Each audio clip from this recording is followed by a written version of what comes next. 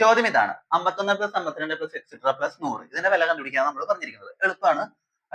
ആദ്യത്തെ സംഖ്യയും അവസാനത്തെ സംഖ്യയും തമ്മിൽ കൂട്ടുക. അതായത് 51 പ്ലസ് 100 നമ്മൾ കാണാം. അതിനുശേഷം നമ്മൾ ഈ പറഞ്ഞ 51 മുതൽ 100 വരെ 50 എണ്ണൽ സംഖ്യകളാണ് ഉള്ളത്.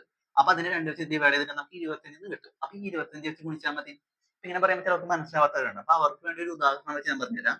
അപ്പോ 1 മുതൽ 6 വരെയുള്ള എണ്ണൽ സംഖ്യകളുടെ തുക കണ്ടുപിടിക്കാൻ വിചാരിക്കുക. ഇതിന്റെ വേറൊരു ചെറിയൊരു ഫോം.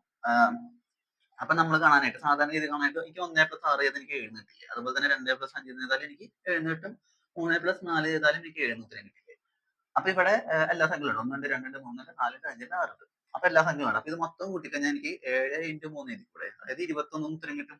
ഇപ്പൊ ഇവിടെ എഴുതിയിരിക്കുന്ന 7 എനിക്കാണെങ്കിൽ ഇത് വെച്ച് റീപ്ലേസ് ചെയ്തിട്ട്, അതായത് 1 പ്ലസ് 6 7 അല്ലേ.